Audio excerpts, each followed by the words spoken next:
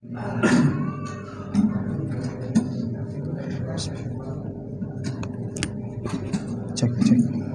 Belum.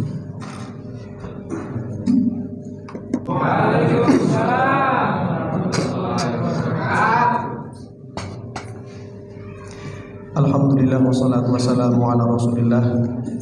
La haula wa la quwata illa billah. Rabbi shrah li sadri wa yassir li amri wahlul 'uqdatam min lisani yafqahu qawli. Allahumma la sahla illa ma ja'altahu sahla wa anta taj'alul hazna idza syi'ta sahla. Allahumma ati nafsi taqwaha wa zakkiha anta khairu man zakkaha anta waliyuha wa maulaha. Hadirin jamaah salat Isya lan salat tarawih rahimakumullah. Marilah kita sama-sama dengan sadar sepenuh hati bersyukur kepada Allah dengan sama-sama mengucap alhamdulillah. Alhamdulillah itu artinya seluruh segala puji apapun bentuknya hanya berhak kita tujukan kepada Allah. Karena sampai malam hari ini alhamdulillah kita semua dalam kondisi waras. Waras itu bahasa Jombang karena saya orang Jombang. Waras itu artinya sehat jasmani dan rohani. Hadirin yang dimuliakan Allah Subhanahu wa taala, tausiah kali ini waktunya sungguh tidak sangat panjang alias sangat sempit sekali. Sementara tema yang diangkat itu luar biasa, yaitu tentang tazkiyatun nufus. Tazkiyatun nufus itu kalau kita cari di sekolahan, saya yakin tidak ada sekolahan yang kurikulum bukunya judulnya Tazkiyatun nufus. Jenengan cari mulai dari TK sampai kuliah itu ada buku tazkiyatun, kecuali buku-buku yang sifatnya adalah umum diedarkan di umum. Padahal bab tentang tazkiyatun nufus itu memang luar biasa. Karena saking luar biasanya lah kemudian sekolahan takut membahas. Karena apa? Prakteknya sangat sulit dan membutuhkan waktu sepanjang hayat, yaitu dari kita lahir, khususnya laki-laki dan perempuan ketika balik sampai nanti mati. Nah, Bapak Ibu sekalian, saya berusaha mengemas dengan sesingkat-singkatnya supaya nanti ada sangu alias ada oleh-oleh nanti kalau pulang. Karena biasanya kultum Ramadan itu, mohon maaf kalau di kampung-kampung itu sekedar sekedar lewat begitu saja. Karena di jamaah di kampung-kampung itu yang dicari bukan kultumnya sebenarnya, yaitu ekspres dalam tarawihnya. Jadi kultum, bahkan saya menemui satu tempat itu luar biasa. Itu kalau dikasih kultum tidak mau. Kadang saya heran, ini yang waras yang siapa begitu? Pak, apa dengan kultumnya sekalian? Mohon maaf Ustadz, jamaah sini, masyarakat sini anti kultum. Masya Allah ya. Sementara di pojok Sidoarjo sini, di Buhar sini, kalau sudah ada kultum semua sudah minggir ke sana kemari, sudah menyiapkan diri. Rabbi shrahli sodri, untuk supaya hatinya supaya lapang menerima, masuk di dalam telinga, dicerna di dalam dada, dalam pikiran, terucap, terkerjakan. Luar biasa. Jadi jamaah sekalian yang dimuliakan Allah, tazkiyah nufus itu, tazkiyatun nafas itu penting. Saya singkat, kenapa penting? Ya karena diri kita ini, manusia itu disebut dengan kullu nafsin, punya yang namanya jiwa. Jiwa di sini maksudnya apa? Ruh. Kan yang paling penting di dalam jasad ini apa? Ruh kita. Lah ruh kita itu letaknya di mana? Hati. Hati itu mana? Nah, kalau kita sakit hati biasanya yang dipegang dada atau perut. Nah, 2 hari yang lalu saya ikut kajian, ngisi kultum di Simorjo Sari B, tapi saya datangnya terlalu awal, waktu itu jam 4 sore. Sehingga saya ikut ngaji sekalian dapat ilmu bahwa yang disebut nafsun, jiwa itu ya intinya itu di roh kita. Roh itu berada di mana? Intinya adalah qalbun. Makanya kata Nabi, idza soluhat soluhal jasadu kullu. Kalau hati itu baik, maka seluruh komponen tubuh akan. Lah di manakah hati? Banyak yang kemudian salah sangka suudzon hati itu ada yang bilang ini. Kalau ini bukan qalbun, kabid namanya. Yang apa? Di sebelah kanan ini itu namanya ulu hati. Hati itu kabid namanya. Fi kabad. Yang disebut qalbun itu mana, Pak? Di sini. Makanya Rasulullah ketika kecil yang dibelah dadanya apa perutnya? Ayo. Perut apa dada? Dada. Karena di sini ada yang berdetak-detak itu, deduk-deduk. Disitulah qalbun. Makanya kalau ada orang sakit hati yang dipegang dada, padahal ini jantung. Tetapi tidak salah karena Rasulullah SAW itu dalam hadis yang panjang beliau mengatakan mic-nya mati. Saya pegang sih. Nah, cek. Ini diambil ini. Wongnya atuh mic-nya mati. Wah, luar biasa. Rasulullah itu dalam satu hadis menyebutkan at-taqwa hahuna. Rasul itu ketika mengatakan, ditanya sahabat, ya Rasulullah takwa itu di mana? Rasul mengatakan at-taqwa hahuna. Takwa itu letaknya di sini. Dan kemarin saya dapat ilmu dari ahli herbal Indonesia, Ustadz siapa lupa saya. Kajian di Alamin itu. Jadi pikiran manusia, hati manusia itu ada dua. Yang pertama yang di sini, yang kedua yang di sini, alias otak. Tapi yang menjadi raja, yang mengendalikan itu semua adalah yang di sini. Yang disifati oleh Allah qalbun, kolab qalbun, yang suka berbolak-balik. Ya muqallibal qulub. Itulah sifat dari jantung atau hati kita ini. Ya, hati tapi jantung ya. Hati tapi jantung. Yang selalu berbolak-balik di sini, yang menentukan sedetik, 2 detik itu bisa berubah dengan cepat. Ya, kemudian ini memerintahkan yang sini, lalu mengeluarkanlah di sini. Itulah kenapa ada istilah asal usulnya orang pintar dan orang pintar dan orang cerdas. Pintar belum tentu cerdas. Ya, tapi orang cerdas insya Allah pasti pintar. Kalau tidak percaya, Rasulullah itu punya sifat namanya fatonah. Fatonah itu artinya cerdas, bukan pintar. Kalau pintar itu di sini, Pak. Kalau pintar itu bisa membedakan antara baik dan buruk. Kalau cerdas bisa membedakan antara yang baik dengan yang lebih baik. Jadi Rasulullah itu cerdas. Mau tahu buktinya orang itu pintar apa cerdas? Saya kasih bukti, Pak ya. Sekarang bapak-bapak yang punya tangan angkat tangan.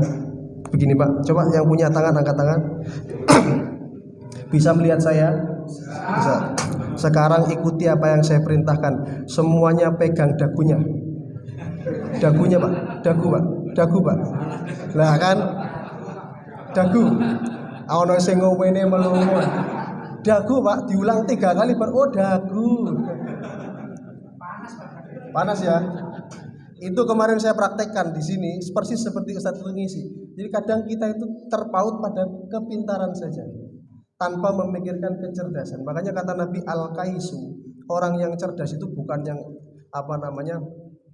ilmu di sininya banyak, yang riwayatnya banyak, yang tulisannya banyak, bukan. Disuruh megang dagu malah fokusnya yang dilihat, padahal seharusnya yang didengar. Ya, makanya Quran itu tombol hati karena didengar masuk sini lalu jadi reaksi positif. Ayo Pak, yang punya tangan lihat saya Pak ya, tirukan saya, pegang dagu semuanya. Begini semua. Lupa kalau perintahnya adalah dagu bukan dahi. Nah, itu sederhananya. Maka di dalam Al-Qur'an itu ada satu ayat yang sangat populer, qad aflaha man zakkaha wa qad khaba.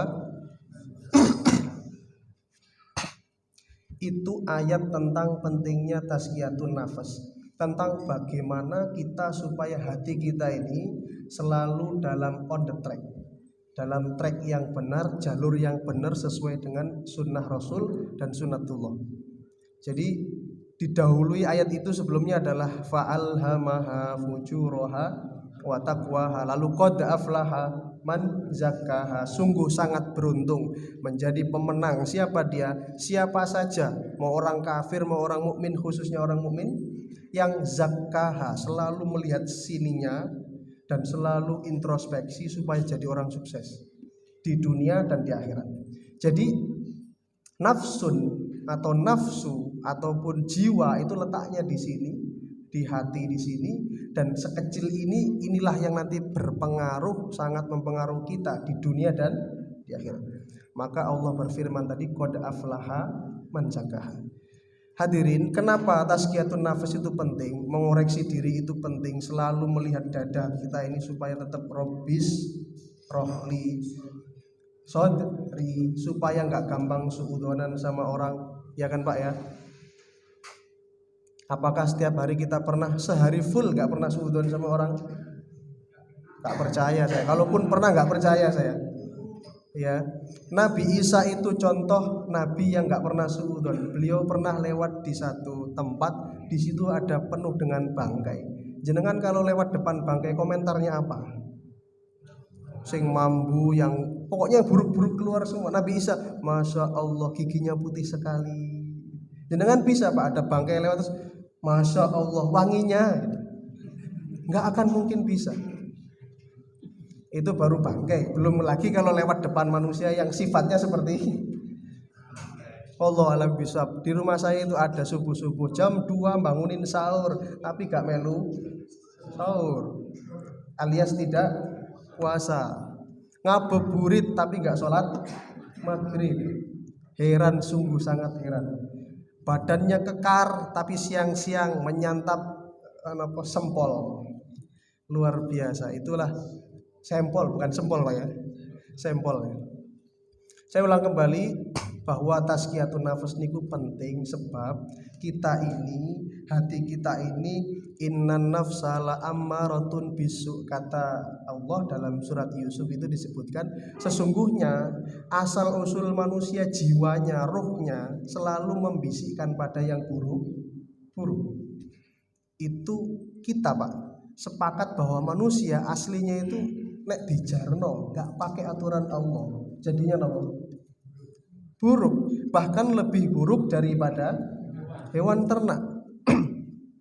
Bayangkan kalau manusia tidak disyariatkan sholat, apa yang terjadi?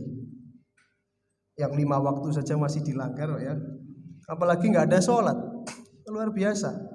Ya persis seperti hewan kan nggak ada yang sholat, mereka cuman pagi, petang, siang, sore itu cari penghidupan, yaitu makanan dan kenikmatan. Banyak nggak manusia yang seperti hewan? Banyak. Jadi karena dalam diri kita itu aslinya potensinya itu buruk-buruk. Fa'alhamaha fujur. Yang pertama itu fujur dulu kata Allah. Manusia itu nek dijarno Pak, itu pasti sing jalan itu yang jelek-jelek. Betul Pak?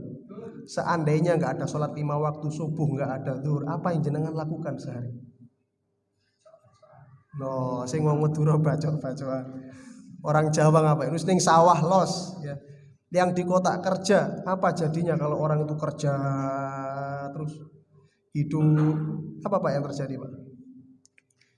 Ya akhirnya kayak hewan.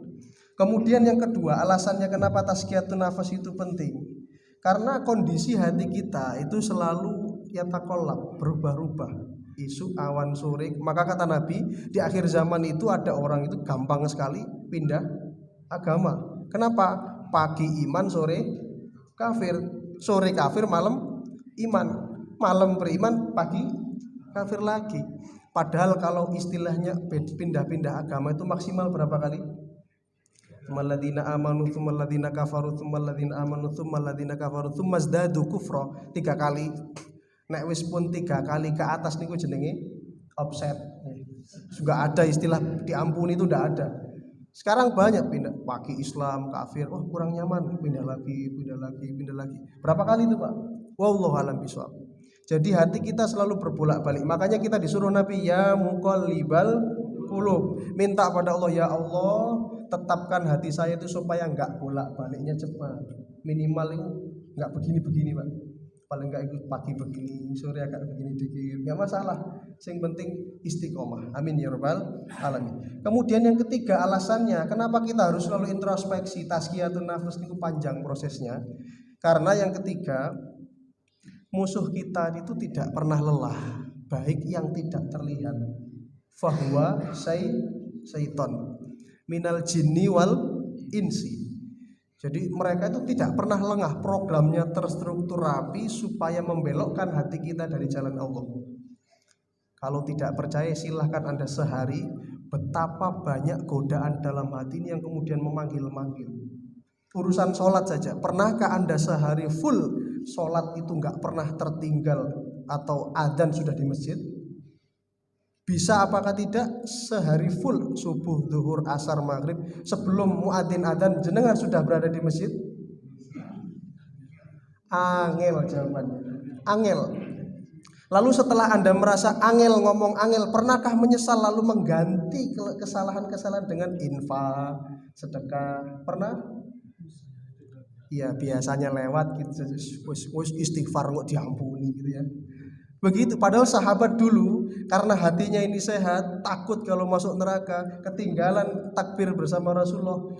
Kenapa kebun kurmanya 25 hektar dijual semua, diinfakkan untuk masjid. Ada tidak zaman sekarang yang seperti itu? Gak ono Pak. Kalaupun ada, saya kasih jempol 3.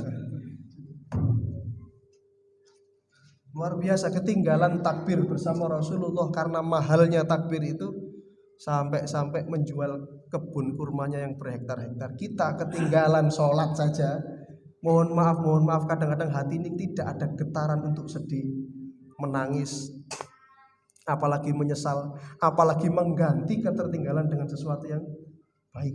Wis biasa Pak. Loh kok biasa Pak ketinggalan sholat? Wis biasa yang ngono. Karena sudah biasa akhirnya terbiasa. Jamaah sekalian dimulakan Allah Subhanahu wa taala, lalu masuk kepada inti sedikit demi sedikit aja. Dan ternyata jiwa yang baik, hati yang baik itu punya ciri dalam Islam.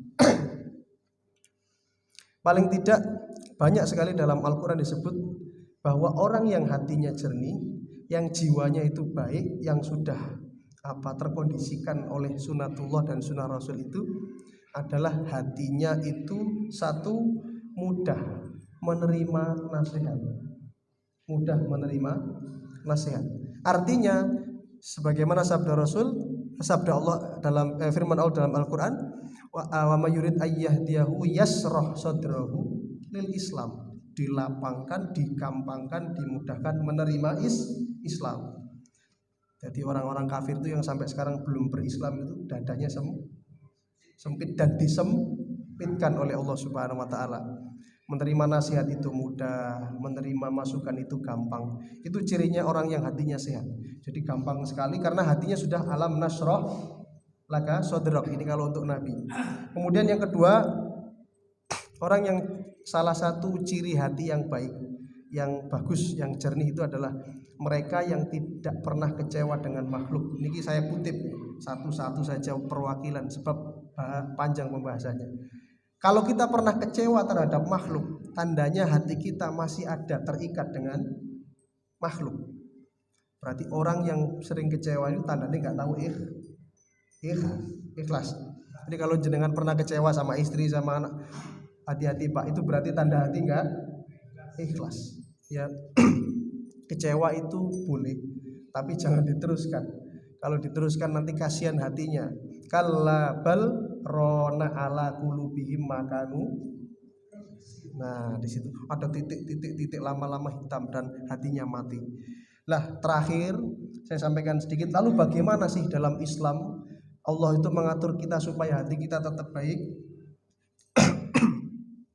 Yang pertama dalam surat Al-Baqarah, perbaiki yang masuk ke sini dulu. Jadi yang masuk ke dalam perut diperbaiki. Kulu min thayyibati ma razaqnakum. Kulu wasrobu walatus rifu. Masalah makanan itu Allah atur. Ya, Rasulullah itu kalau makan sepiring nopo 2 piring. Kalau piringnya jenengan seberapa? Jadi kemarin dikaji di sehat ala Rasul itu, kalau piring itu sebenarnya ada lingkar tengah, lingkar keluar, lingkar, ada 3 lingkar. Nah, Rasulullah itu biasanya makannya piring yang paling tengah kayak lepek begitu. Itu Rasul. Kalau kita, hah? Jobone piring alias imbu-imbu. Makanya jangan heran Ramadan itu seharusnya orang sehat, tetapi nanti di luar Ramadan karena pendidikannya gagal, menunya tambah, variannya tambah, mari Ramadan tambah gulone nambah, ini nambah. Betul Pak. Padahal Rasulullah kalau bulan suci Ramadan, selesai Ramadan tambah sehat, tambah kuat. Umur 60 itu masih mimpin perang Pak. Lah kita umur 50 wis peyok, kemudian seneng keputihan wis wane metu kabeh dan lain sebagainya. Jadi makanan sehat itu seperti itu ya menurut Rasul ya. Jadi perbaiki apa yang masuk ke perut, karena apa yang masuk ke perut mempengaruhi di dalam dada kita, lalu mempengaruhi sini kita, dan apa yang keluar dari mulut kita. Yang kedua, perhatikanlah apa yang kita keluarkan dari sini. Kalau tadi apa yang masuk, perhatikan yang keluar. Kalamullah kalau bisa selalu masuk ke sini. Kalamullah itu apa namanya? Al-Quran ya, kalau bisa selalu keluar dari lisan kita. Kalau capek nggak hafal Quran, nggak bisa baca Quran. Yang kedua, kalamut thayyibah, kalimatut thayyibah. Hendaknya ucapan-ucapan baik itu selalu muncul. Ada riset membuktikan anak itu kalau nggak cerdas, nggak pinter-pinter, ternyata hatinya kurang disentuh. Banyak kasus anak itu kalau dileskan, diprivatkan, nilainya masih di bawah 7 terus. Ternyata setelah diserahkan ustadz, dikasih rumus 1 aja, anakmu ajarono Al-Quran, suruh menghafal Quran, wes gak usah sinau. Nah, ini jangan ditiru tapi Pak ya. Ini rumus kalau pengen betul-betul diujikan, silahkan. Setelkan anak Al-Quran setiap hari, setiap malam, setiap pagi. Pokoknya dia di rumah setelin Al-Quran, setahun kemudian lihat betapa cerdasnya anak itu. Pasti dalam hati bapak, anaknya jenengan cerdas betul. Saya sudah menguji. Di kamar saya itu selalu saya setel sebelum tidur, mulai dia dalam perut sampai sekarang umur 3 tahun. Itu umur 3 tahun anak saya sudah hafal matan Tuhfatul Atfal. Yaqulu roji rahmatil ghafuri dauman Sulaimanu wal jamzuri alhamdulillahi musallian ala Muhammadin wa alihi wa man tala. Ibu-ibu bapak-bapak hafal? Itu matan tajwid karena sering dengar ibunya setoran via Zoom. Nah, karena dengar Al-Quran. Anak saya 1 tahun waktu itu sudah bisa alif, ba, sekarang sudah bisa nyambung huruf kafa, kafaro, kafaro. Padahal kita dulu Pak, mohon maaf, usia 7 SD, umur 7 di TPA itu digebleki sama gurune. Ba jarine ta jarine ba, kewolak walik. Alhamdulillah waktunya habis. 1 kali lagi terakhir, yaitu apa yang kita keluarkan sudah selesai. Kalau yang kita keluarkan dari mulut itu yang baik-baik, insya Allah hatinya selalu baik. Yang kemudian yang ketiga adalah ya ayyuhalladzina amanu istajibu lillahi walir rasuli idza ta'akum lima yuhyikum, dalam Al-Anfal ayat kalau tidak salah ayat ketiga itu, ayat selanjutnya itu. Jadi kalau ada Allah memanggil kita, istajib, segera jawab. Maksudnya jawab itu penuhi panggilan Allah apa saja, ketaatan apa saja kalau dikerjakan pasti membuat hati itu jadi tenang, jadi baik. Jadi kalau ada orang salat tarawih kok gak betah, kepingin ndang mulih, itu bahaya. Berarti ada yang problem di sini, mungkin karena sininya yang dimakan tadi onde-onde campur semua itu repot ya. Sempol jadi 1 tambah es butir, ya. Iya, nah itu seperti itu. Jadi jamaah sekalian dimuliakan Allah Subhanahu wa taala, dipenuhi panggilan Allah apa saja. Sebelum saya tutup, salat tarawih itu sebenarnya latihan kita untuk berlama-lama kuat dekat dengan Allah. Kalau kita pengen tiru Nabi, sebenarnya bukan hanya 11 Pak, 11 dan berkualitas. Kalau kita kan cuma niru jumlah, kualitas kalah jauh. Rasul itu rakaat pertama Al-Baqarah selesai. Mau dicoba? Mau dicoba? Saya coba mau nanti salat witir. Engko lak pas salam ilang kabeh. Yakin Rasulullah itu 11 dan berkualitas. Lah Umar tahu betul, semakin kesini orang kok makin nggak betah sholat. Akhirnya disiasati, rekaatnya dibanyakin, bacaannya agak dipendekin, tapi tetap kualitas 3 jam, 4 jam gitu. Akhirnya muncul sholat tarawih 21. Zaman Maliki, Imam Malik sholatnya 41.